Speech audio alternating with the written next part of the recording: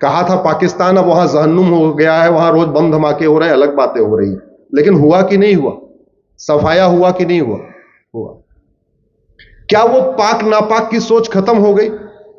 जोर से बोलिए। क्या वो हराम और हलाल वाली सोच खत्म हो गई? नहीं। अगर सोच खत्म नहीं हो गई तो खतरा खत्म हो गया क्या? जो 1947 का खतरा था वो आज की डेट में खत्म हो गया क्या? क्योंकि जब सोच बदलेगी तभी तो चीजें बदलेंगी। बाबूजी आप थोड़ी देर के लिए आप कृपा करके फोन को जरा मदद कर दीजिए भैया, इनका फोन स्विच ऑफ कर दीजिए। एक तो आपकी म्यूजिक, जैसे आप लंबे चौड़े, आपकी म्यूजिक बड़ी लंबी चौड़ी है।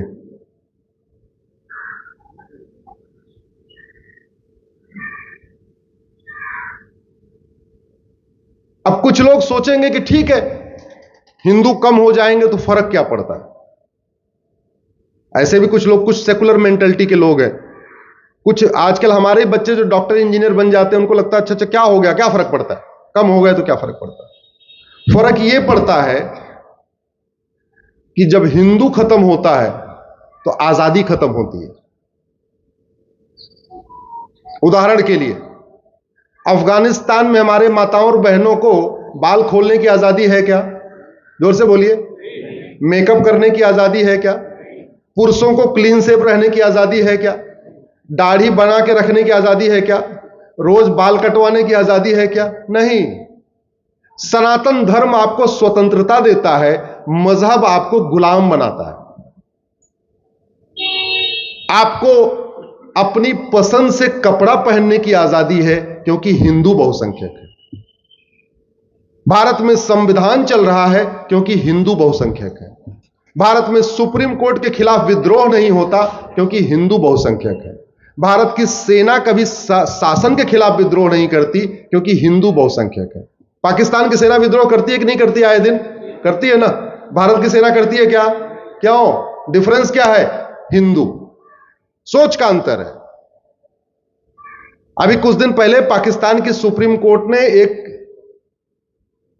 ऑर्डर तो नहीं पास किया, मौखिक रूप से यह कह दिया कि पाकिस्तान में रहने वाले सभी लोगों को फ्रीडम ऑफ रिलीजन है, सबको धार्मिक स्वतंत्रता है, इतना ही कहा था।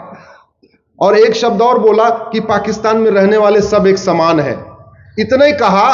पाकिस्तान की सुप्रीम कोर्ट को घेर लिया, पूरे दीवाल उवाल तोड़ ऊपर कूद कूद के अंदर घुस गए। सारे सुप्रीम कोर्ट के जज कोर्ट छोड़ छोड़ के भागे, सारे अपने चैंबर में गए, सेना बुलाई गई, फिर सुप्रीम कोर्ट के जजों को सुरक्षित घर पहुंचाया गया। हमारी सुप्रीम कोर्ट तो रोज कहती रहती है सभी भारतीय एक समान है, सबको फ्रीडम ऑफ रिलीजन है, कोई भेदभाव नहीं होगा।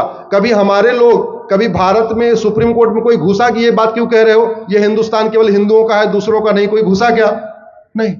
पाकिस्तान के जज ने गलती कर दिया, बोला ये पाकिस्तान में सब लोग एक समान है, सारे लोग घुस गए, बोले नहीं सब एक समान नहीं हो सकते, हम पाक हैं, ये बाकी नापाक हैं, और पाक नापाक एक समान नहीं हो सकते।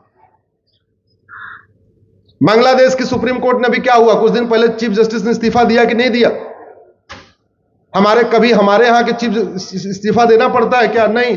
एक फैसला दे दिया था, उस फैसले से लोग गुस्सा गए, पाकिस्तान के सुप्रीम कोर्ट में घुस गए, जज साहब भागे कोर्ट छोड़ के, सेना आई, पकड़ के ले गई, घर पहुंचा के आई।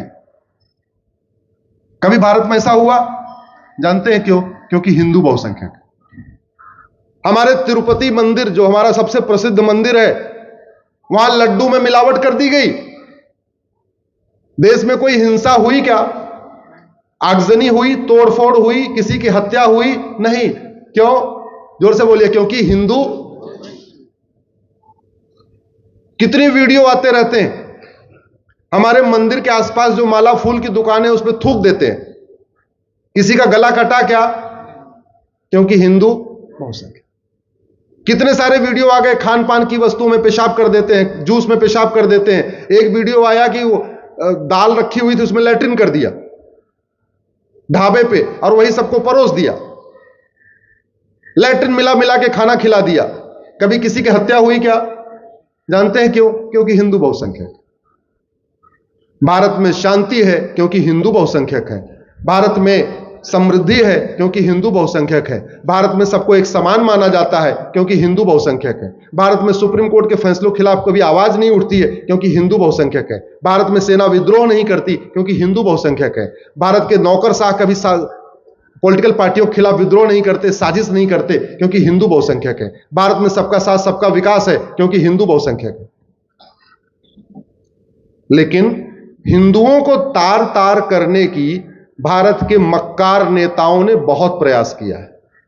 हमें भाषा के आधार पर बांट दिया, हमें क्षेत्र के आधार पर बांट दिया, हमें अगड़े पिछड़े के आधार पर बांट दिया, हमें दलित बनाम सवर्ण कर दिया, हमें हिंदी बनाम तेलुगु कर दिया, हिंदी बनाम तमिल कर दिया, ऐसे अनेक बांटे। और बांटा क्यों? क्योंकि हमें अपने जड़ नहीं पता। हमारा जब शादी विवाह होता है, जो भी संस्कार होते हैं, तो शादी विवाह के बाद समय क्या पूछा जाता है? तुम्हारा नाम क्या है? और जोर से बोलिए, क्या पूछा जाता है? कोई जाति पूछी जाती है क्या? जाति पूछी जाती है क्या? पूछते हैं क्या तुम अगड़े हो कि पिछड़े हो? नहीं, नाम और गोत्र। हमारे पॉलिटिशियंस ने हमारी गोत्र व्यवस्था को पीछे कर दिया और जाति व्यवस्था को आगे कर दिया, जबकि यह जाति व्यवस्था मुश्किल से 2000 साल कास्टिज्म क्रिश्चियनिटी के बाद आया है। याद रखिएगा, 2000 साल पहले कोई जाति होती ही नहीं थी। 2000 पहले 4 वर्ण हुआ करते थे और ये चेंजेबल थे। ब्राह्मण के घर में बच्चा पैदा होता था, छत्री वाला काम करता था, छत्री कहलाता था। छत्री के घर में बच्चा पैदा होता था, व्यापार करता था तो वैश्य कहलाता था। ऐसे इसके अनगिनत एग्जाम्पल। तो अगर हमारा मूल गोत्र है तो कोई भी कागज बनवाते समय क्या पूछना चाहिए? गोत्र। जाति पूछनी चाहिए क्या? अरे तो 2000 साल पुरानी है। अब गोत्र व्यवस्था कितनी पुरानी है भगवान जाने, हजारों साल पुरानी है। गोत्र व्यवस्था के फायदे क्या है? जो गोत्र केरल वालों का है वही तमिलनाडु वालों का है, वही यूपी बिहार बंगाल वालों का है, वही गुजरात कश्मीर पंजाब वालों का है। तो अगर हम अपने गोत्र व्यवस्था को हमने अपना लिया होता तो उत्तर से दक्षिण, पूरब से पश्चिम जुड़ गया होता कि नहीं? जोर से बोलिए, जरा जोर से बोलिए। हाँ,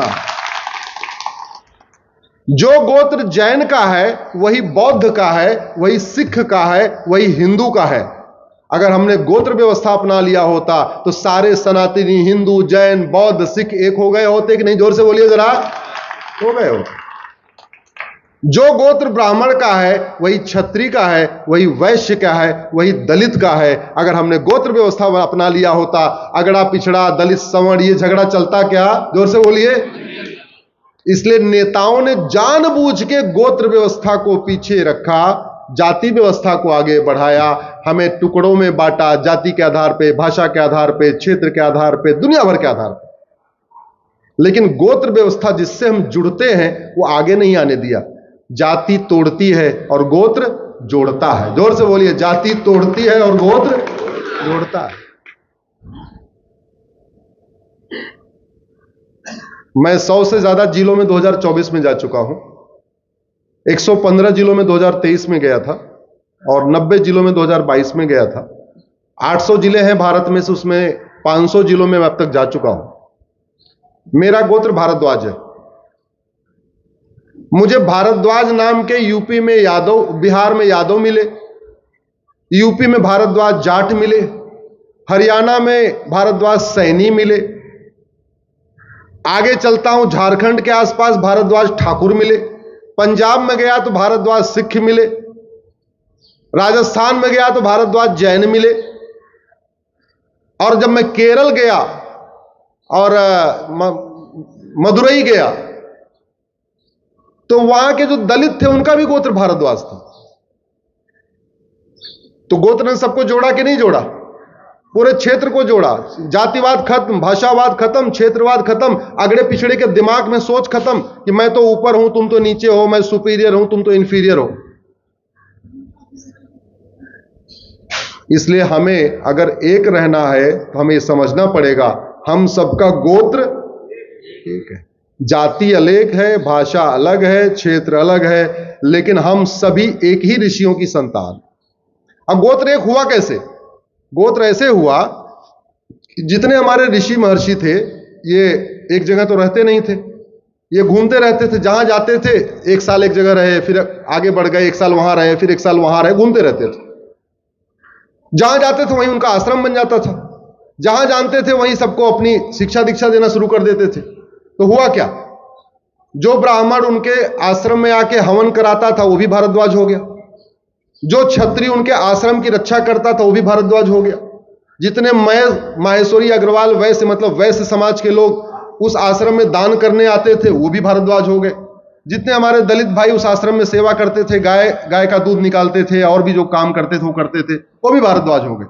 इसलिए भारद्वाज गोत्र वाले सब मिलेंगे, कश्यप गोत्र वाले ब्राह्मण क्षत्रिय वैश्य, आपका जितने भी और हैं, गौतम गोत्र, गर्ग गोत्र, जितने भी गर्ग, ये कॉमन है, यूनिवर्सल है, इसमें कोई भेदभाव नहीं है। तो हमें जातियों पे फोकस करना चाहिए, गोत्र पे, किस पे करना चाहिए, गोत्र पे।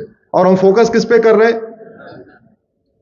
मैं तो सोच रहा हूं देश, अब मैं राष्ट्रव्यापी गोत्र का सम्मेलन शुरू करूं, एक बार पूरे भारत के कश्यप को बुलाऊं, एक बार पूरे भारत के भारद्वाज को बुलाऊं, एक बार पूरे भारद्वाज के गर्ग को बुलाऊं, एक बार पूरे भारत के जो है व्यास को बुलाऊं। अच्छा रहेगा कि नहीं रहेगा? एक बार मैं सारे जिलों का भ्रमण कर लेता हूं, फिर यही काम शुरू करूंगा, गोत्र सम्मेलन शुरू करेंगे। एक शहर में भारद्वाज सम्मेलन, एक शहर में गर्ग सम्मेलन, एक शहर में व्यास सम्मेलन, एक शहर में कश्यप सम्मेलन, गोत्रवाइज सम्मेलन शुरू करेंगे। और गोत्रवाइज करें न करें, लेकिन हम सारे हिंदू तो हैं ही हैं, क्यों? हम सारे हिंदू हैं, हम सारे हिंदू हैं। दूसरी बात, चलिए शंख भी बज गई, पहला अध्याय हो गया, शंख बज गई।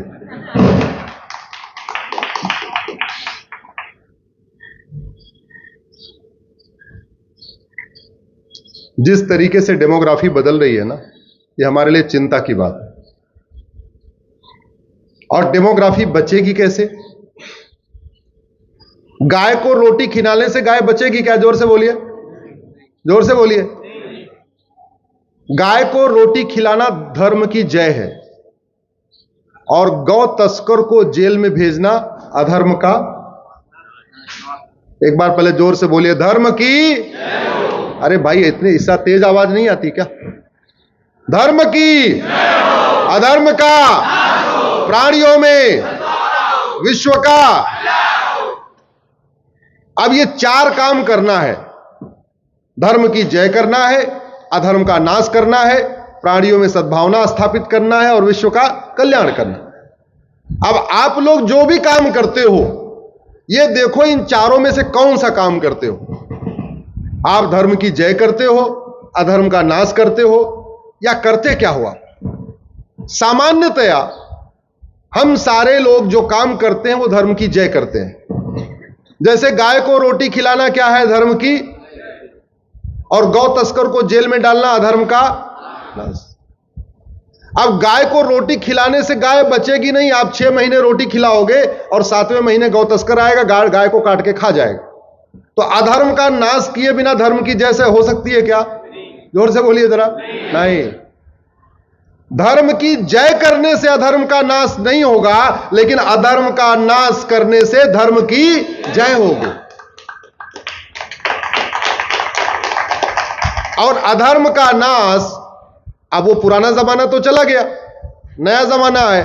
अधर्म का नाश करने के लिए नियम कानून बनाना पड़ेगा, पुलिस व्यवस्था अच्छी बनानी पड़ेगी, जुडिशियल सिस्टम अच्छा बनाना पड़ेगा, ऐसी व्यवस्था करनी पड़ेगी। आज कोई घुसपैठिया आए तो 6 महीने के अंदर उसको सजा हो जाए, आज कोई लफ्ज़ जिहाद करे 6 महीने के अंदर उसको सजा हो जाए, आज कोई धर्मांतरण कराए 6 महीने के अंदर उसको सजा हो जाए। ये व्यवस्था स्थापित करनी पड़ेगी कि नहीं? तो आप लोग धर्म की जय करिए, हमने अधर्म का नाश वाला रास्ता चुना है। हम सुप्रीम कोर्ट में लड़ाई लड़ रहे हैं अधर्म के नाश की। और अधर्म का नाश करने की ये थानेदार, हवलदार, कलेक्टर, कप्तान, ये हैं किस लिए? अधर्म का नाश करने। दुर्भाग्यवश वो कर नहीं रहे। जो समस्या भारत में है वो सिंगापुर में नहीं है, जो समस्या भारत में है वो जापान में नहीं है, जो समस्या भारत में है वो अमेरिका में नहीं है, जो समस्या भारत में है वो दुबई में नहीं है। भारत में कलयुग है, लेकिन जापान, सिंगापुर में सतयुग है। ये सारा कलयुग यहीं चल रहा है। घूसखोरी, कमीशनखोरी, जमाखोरी, मिलावटखोरी, कालाबाजारी जितनी भारत में है उतनी जापान, सिंगापुर में नहीं है। नशा तस्करी, मानव तस्करी, सोना तस्करी, लब जिहाद, लैंड जिहाद, मजार जिहाद, दरगाह जिहाद, ये भारत में है, सिंगापुर जापान में नहीं है। घुसपैठ, धर्मांतरण, ये जितना भारत में है उधर नहीं है। इसलिए जब भारत में कुछ भी होता तो हम कहते हैं यहां तो कलयुग आ गया। अरे भैया, कलयुग केवल भारत में क्यों है, वहां क्यों नहीं है? कभी दिमाग नहीं लगाया? सारी समस्या भारत में, सारा कलयुग, और भारत में कलयुग क्यों है? भगवान राम की धरती भारत, भगवान कृष्ण की धरती भारत, भगवान परशुराम की धरती भारत, भगवान महावीर की धरती भारत, भगवान बुद्ध की धरती भारत, भगवान गुरु नानक की धरती भारत, छत्रपति शिवाजी महाराज की धरती भारत। फिर यहां कलयुग क्यों है? इसमें से कोई देवी देवता दुबई में पैदा नहीं हुआ, इसमें कोई देवी देवता सिंगापुर में नहीं जन्म लिया, कोई देवी देवता आपके ऑस्ट्रेलिया में जन्म नहीं लिया, कोई देवी देवता अमेरिका में जन्म नहीं लिया। वहां सतयुग क्यों चल रहा है? वहां तो कुछ भी ऐसा कोई अपराध नहीं है। भारत में क्यों चल रहा है? क्योंकि कानून घटिया है, न्यायिक व्यवस्था सड़ी हुई है, कानून का खौफ नहीं है। और भगवान श्री राम ने कहा था, भय बिन होय न प्रीत। जब तक भय नहीं होगा तब तक प्रीति नहीं हो। भगवान कृष्ण ने कहा था, सठे साठ्यम समाचरित। मैं कोशिश कर रहा हूं भारत में राम राज्य की स्थापना करने के लिए। राम राज्य की स्थापना करने के लिए कम से कम 20 बड़े बदलाव करने पड़ेंगे, लेकिन वो बदलाव तब होंगे जब सबको जानकारी होगी। वैसे भी आप बताइए, जितने भगवान विष्णु के अवतार हुए वो धर्म की जय करने के लिए हुए या अधर्म का नाश करने के लिए हुए? जोर से बोलिए जरा। भगवान परशुराम कथा सुनाने आए थे क्या? क्या करने आए थे? भगवान राम क्या करने आए थे? कथा सुनाने आए थे क्या? भगवान कृष्ण क्या करने आए थे? अधर्म का नाश।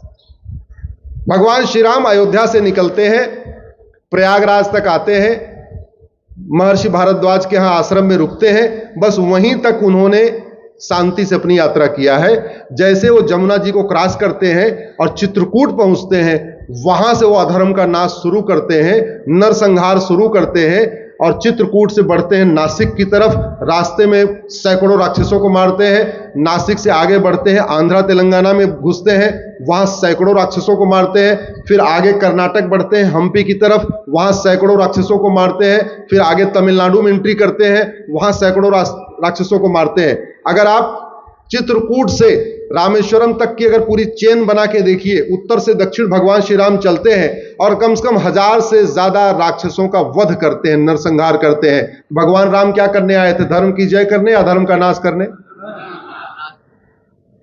भगवान परशुराम ने क्या किया? अधर्म का नाश। और भगवान कृष्ण ने क्या किया? यह भी एक बड़ा अच्छा है। भगवान राम की यात्रा उत्तर से दक्षिण होती है और भगवान कृष्ण की यात्रा पूरब से पश्चिम होती है। मथुरा से निकलते हैं वाया दिल्ली, यूपी बिहार होते होते मणिपुर तक जाते हो। विवाह कहां करते हैं? मणिपुर में जाके। और उस पूरे रास्ते में 500 से ज्यादा राक्षसों का नरसंहार करते हैं। उसके बाद जब जो बचे हुए थे, फिर आते हैं हस्तिनापुर और फिर कहां महायुद्ध करवाते हैं? कुरुक्षेत्र में। तो कुरुक्षेत्र में भी जो बचे खुचे थे उनको सब सफाया करवा के फिर चले जाते हैं द्वारका। तो भगवान श्री राम कृष्ण की यात्रा पूरब से पश्चिम होती है, भगवान राम की उत्तर से दक्षिण होती है और भगवान परशुराम की पूरब पश्चिम उत्तर दक्षिण चारों तरफ होती है।